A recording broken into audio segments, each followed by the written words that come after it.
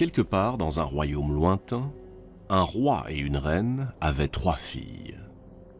Toutes 3 étaient fort belles. Si les charmes des aînés inspiraient aisément des louanges, la beauté de la cadette, Psyché, défiait le langage commun. Même les dieux, lorsqu'ils la croisaient, ne pouvaient s'empêcher de la comparer à la plus sublime des déesses, Aphrodite.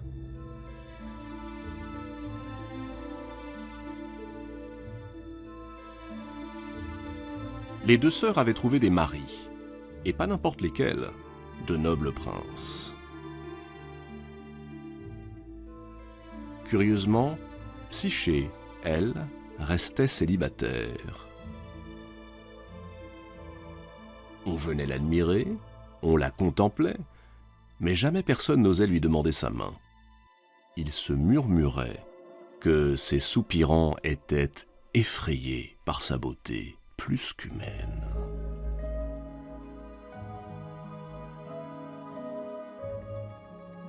Pendant ce temps, là-haut, sur l'Olympe, celle que tous les dieux avaient sacrée déesse de la beauté, Aphrodite, fulminait.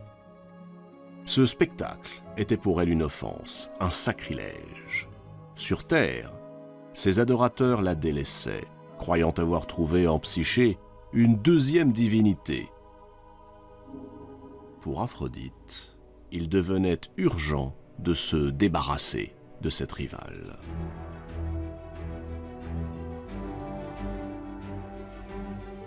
D'un claquement de doigts, Aphrodite convoque Eros, le dieu de l'amour. Eros est un dieu de petite naissance. Il n'appartient pas, comme Aphrodite, Apollon ou Athéna, aux 12 grands dieux de l'Olympe.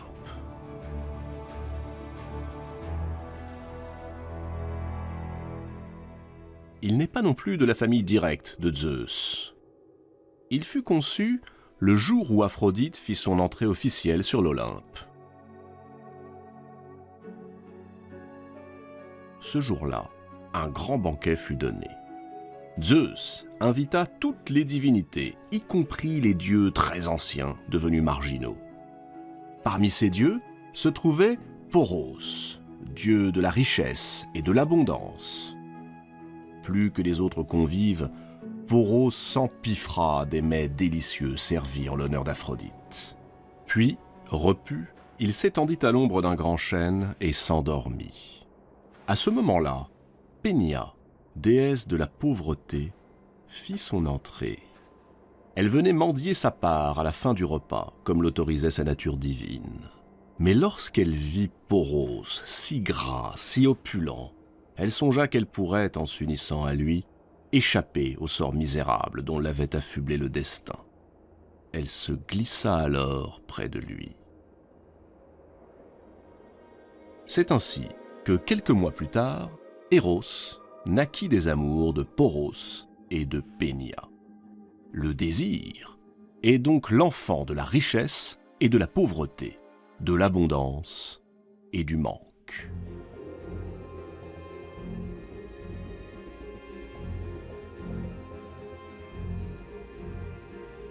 Aphrodite a fait d'Eros le messager de l'amour. Aphrodite inspire la passion amoureuse. Eros, au service de la déesse, est chargé de former les couples.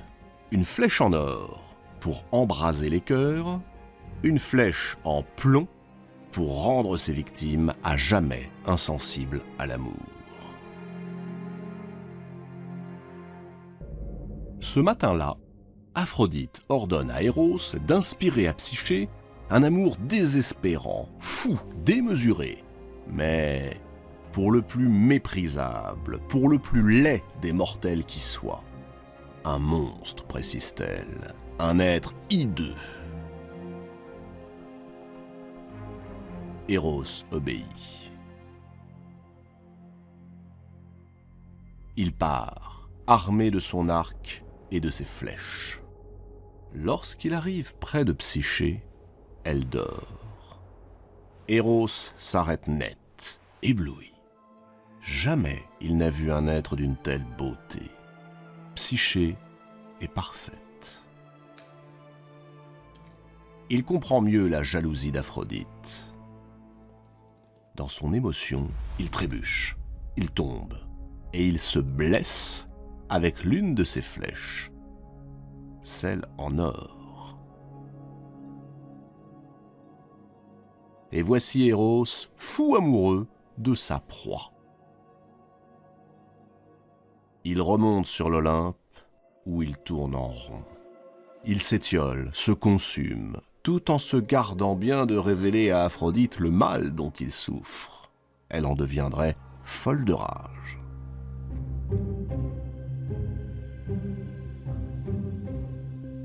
De son côté, Psyché n'est guère mieux lotie.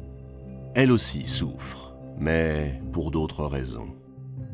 Elle pleure, se désespère de voir le temps qui passe et toujours personne dans sa vie. Désemparé, son père se rend à Delphes, le sanctuaire consacré à Apollon, et il interroge l'oracle. Comment trouver un mari à sa fille? À Delphes, l'oracle est rendu par la Pythie, une prêtresse qui transmet aux mortels les intentions des dieux. Et ce jour-là, l'un des dieux, à moins que ce ne fût une déesse, souffle à la Pythie cette réponse effrayante. Psyché doit être vêtue comme pour un mariage, puis abandonnée au sommet d'une colline où son futur époux, un monstre terrible, viendra prendre possession d'elle. Le roi est effondré. Pas un instant, il n'imagine abandonner son enfant. Encore moins la livrer à une créature horrible. Aucun père ne pourrait l'accepter.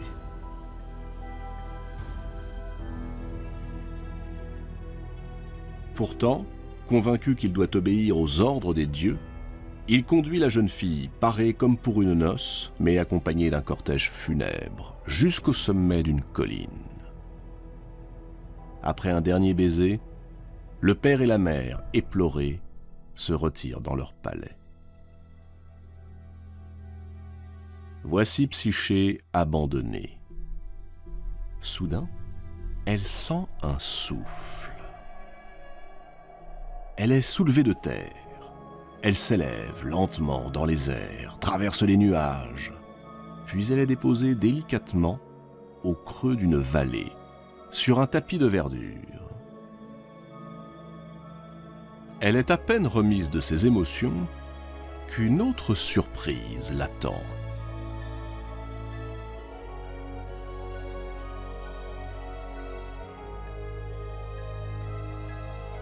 Là, devant elle, se dresse un superbe palais, tout d'or et de marbre, entouré d'un jardin aux arbres magnifiques.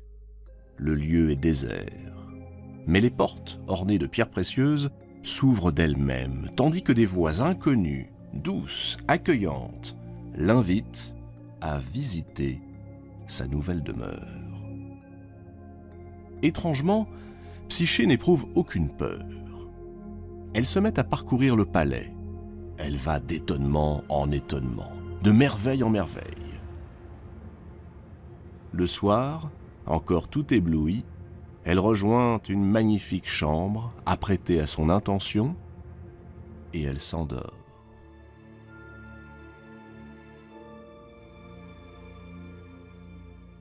Tout à coup, au milieu de la nuit, elle sent une présence. Quelqu'un marche dans l'obscurité. Ce ne peut être que le monstre promis par l'oracle. Prise de panique, Psyché écarte les draps, prête à fuir. C'est alors qu'une voix aux accents rassurants lui murmure « Ne crains rien, je suis ton époux. Je ne veux que ton bonheur, fais-moi confiance. Mais surtout, ne cherche jamais à voir mon visage, car sinon, tu me perdrais pour toujours. » Psyché, surprise, émue, promet de respecter cet étrange pacte. Ce monstre, qui aurait dû la terroriser, la rassure. La silhouette se glisse dans son lit, la prend doucement dans ses bras, la couvre de baisers. Bouleversée, Psyché s'abandonne.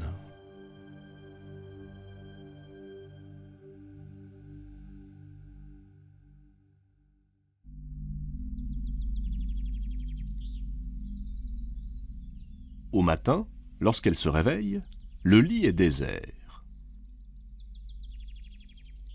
Psyché est seule. Elle le sera durant toute la journée et tous les jours qui suivront. Et chaque soir, à la nuit tombée, son époux viendra la rejoindre. Comme elle s'y était engagée, elle ne cherche pas à voir son visage. Étrangement, elle se surprend à aimer de plus en plus leurs étreintes. Mais le temps passe et les questions commencent à la tourmenter. Psyché souffre de solitude. Ses parents et ses sœurs lui manquent. Combien de temps pourra-t-elle vivre ainsi, dans cet immense palais, habité par des voix désincarnées et un époux invisible? Une nuit, elle implore la permission de s'absenter. Oh, guère longtemps, quelques jours. Son mystérieux époux commence par refuser. Psyché insiste, supplie. Et son amant finit par céder. Mais il faut promettre qu'elle ne répondra à aucune des questions qu'on lui poserait à son sujet. La jeune fille promet.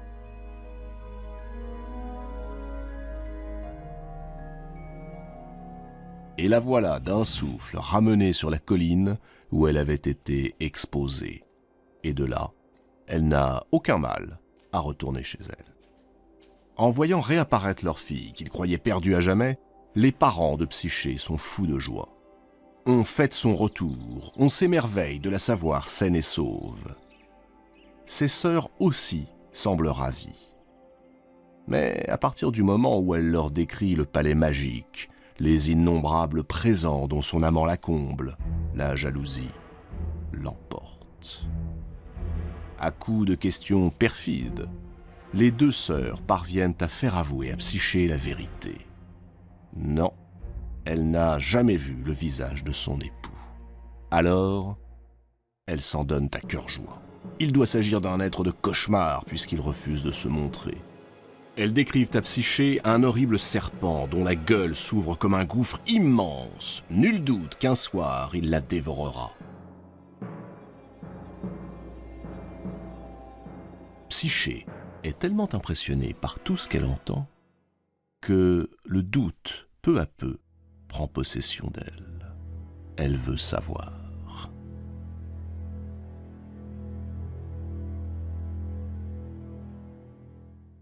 À son retour au palais, elle attend, comme tous les soirs, la visite de son époux. Le voilà. Il vient s'allonger près d'elle. Leur étreinte consommée, il s'endort. Alors Psyché se lève, allume une bougie et éclaire le visage de l'inconnu. Et là, stupeur.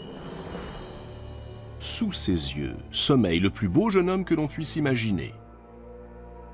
Mais plus stupéfiant encore, ce monstre abominable n'est autre que le dieu Eros.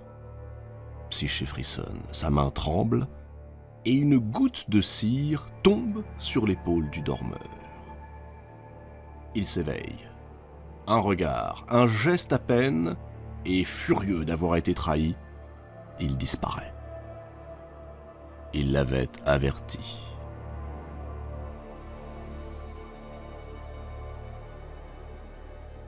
Psyché bondit hors de la chambre, arpente les couloirs, fouille chaque pièce, scrute le moindre recoin. Même les voix si bienveillantes à son égard se sont tues. Les ténèbres se sont emparées du palais. Lorsque le jour se lève, Psyché, désespérée, s'en va au hasard.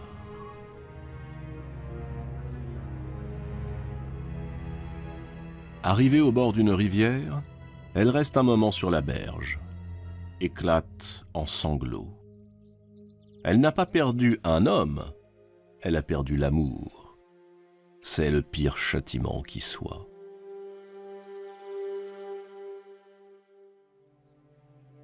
À bout de force, décidée à en finir, Psyché se jette dans les flots. Mais à peine a-t-elle plongé que la rivière, compatissante, la rejette et la dépose sur la berge. Devant elle apparaît soudain une étrange créature, mi-homme, mi-bouc. C'est le dieu Pan, le dieu des bergers et des pâturages. Habituellement, Pan se plaît à faire peur aux voyageurs qui s'égarent dans les bois.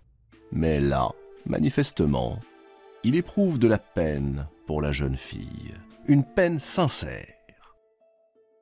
Si elle se bat, si elle surmonte tous les obstacles, alors elle finira certainement par reconquérir l'amour d'Eros. Psyché se laisse convaincre par les paroles de Pan. Et elle entame sa quête. Elle va de temple en temple. Partout, elle prie, elle supplie qu'on lui rende son amour. Mais les dieux se méfient de la colère d'Aphrodite. D'ailleurs, la déesse veille et sa vengeance reste à assouvir. Aphrodite considère toujours Psyché comme sa rivale. Elle surgit devant elle. Les voilà face à face. La déesse et la mortelle. Aphrodite déclare à Psyché qu'à partir de cet instant, elle sera son esclave. Rien ne lui sera épargné. Elle lui indique un rocher qui se dresse au sommet d'une montagne escarpée. Là, jaillit une source dont les eaux noirâtres se répandent dans les marais du Styx, le fleuve des enfers. Aphrodite remet une fiole à Psyché et la somme de se rendre à la source, d'emplir la fiole de son eau et de la lui rapporter. Psyché s'exécute. Elle commence à gravir la montagne. La cime semble inaccessible. Les rochers, rugueux et glissants, sont peuplés de dragons féroces. Autour d'elle, des voix s'élèvent pour la mettre en garde, pour lui conseiller de renoncer à son entreprise. Mais elle refuse, elle s'obstine, elle pense aux mots du dieu Pan qui lui a recommandé de surmonter tous les obstacles si elle veut reconquérir l'amour d'Eros. C'est alors qu'un aigle surgit. C'est l'aigle de Zeus, le roi des dieux. Ému, lui aussi, par son accablement, il s'empare de la fiole, va lui-même la remplir aux eaux du Styx, puis il la remet à Psyché. Aphrodite enrage. Après Pan, Zeus. Elle se demande si Eros n'est pas en train d'ameuter tous les dieux de l'Olympe pour aider son amante. Mais c'est impossible. Pour le punir d'avoir séduit Psyché, Aphrodite a enfermé Eros à double tour dans une chambre de son palais. La fureur d'Aphrodite est à son comble. Elle remet à sa rivale un étui cerclé d'or et elle lui ordonne de se rendre aux enfers. Psyché manque défaillir. Les enfers, le royaume des ombres. Aucun mortel ne peut s'y rendre, sous peine d'être dévoré par son terrible gardien, Cerbère, un monstrueux chien à 3 têtes. Sur ce monde enténébré règne un couple redoutable, Hadès et son épouse Perséphone. C'est justement elle, précise Aphrodite, que Psyché doit aller trouver. Elle lui remettra l'étui avec ces mots.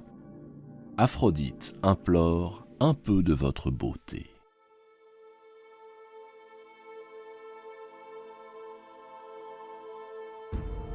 Psyché, terrorisée, est persuadée de ne pouvoir y parvenir. Elle décide de se libérer des tourments qu'Aphrodite lui impose. Elle va mettre fin à ses jours. Elle monte alors au sommet d'une tour. Elle est prête à se jeter dans le vide. Mais soudain, la tour s'adresse à elle. La tour lui parle. Elle la persuade de rester en vie. Elle lui indique même comment accomplir sa mission. À Cerbère, elle offrira un gâteau trempé dans du vin drogué. À Charon, le passeur, quelques pièces pour qu'il lui fasse franchir le Styx. Mais surtout, conclut la tour, qu'elle n'ouvre jamais l'étui que lui a confié Aphrodite, et qu'elle refuse tout aliment que lui proposerait Perséphone, car quiconque vient à goûter la nourriture des morts est condamné à vivre en enfer pour l'éternité.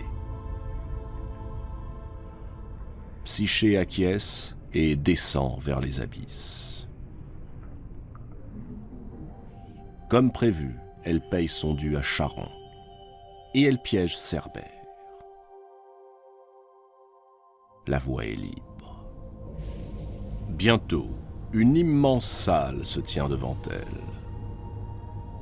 Installée sur son trône, aux côtés d'Hadès, Perséphone lui fait signe d'avancer.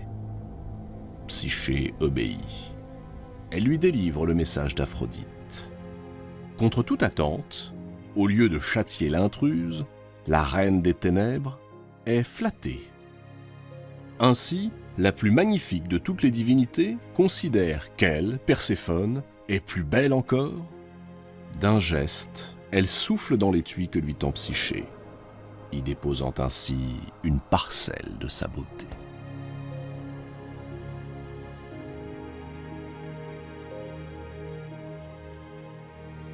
Sur le chemin du retour, alors que la partie est gagnée, Psyché est prise d'un désir irrésistible.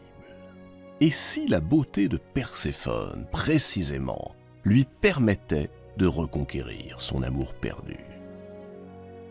Psyché ouvre l'étui. Et à ce moment-là, un vertige s'empare d'elle.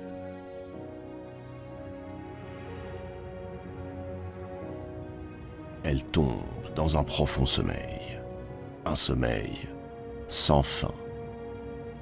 Psyché est morte.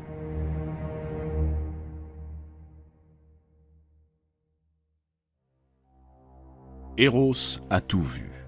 Il n'y tient plus. Il s'évade du palais d'Aphrodite. Il monte sur l'Olympe et se rend auprès de Zeus. Devant le dieu des dieux, il s'agenouille et implore son pardon. Oui, il a désobéi à Aphrodite en succombant au charme d'une mortelle, qui plus est la rivale de la déesse. Mais Psyché, dit-il, a suffisamment souffert. Eros estime qu'elle a largement mérité l'immortalité, et il souhaite l'épouser selon l'ordre divin.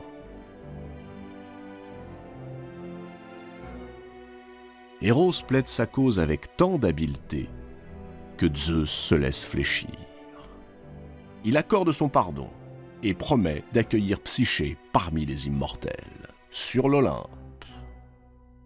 Eros retrouve alors sa bien-aimée. Il se penche lentement sur elle, dépose un baiser sur ses lèvres. Psyché se réveille.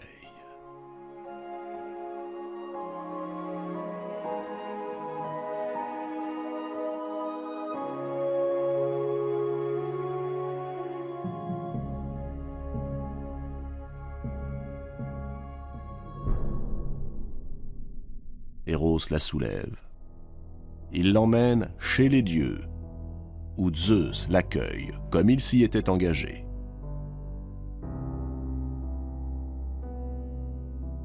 Aphrodite aussi est présente.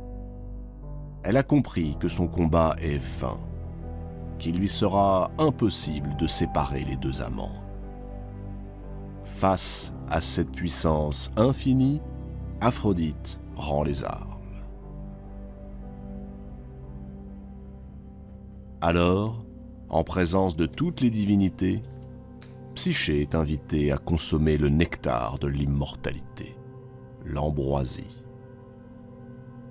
Depuis ce jour, on dit que l'âme qui erre sur terre à la recherche de l'amour idéal ne trouvera de réconciliation avec le corps que dans l'au-delà, tout comme Psyché ne retrouvera Eros qu'après sa mort, sur l'Olympe, où elle siège désormais parmi les dieux.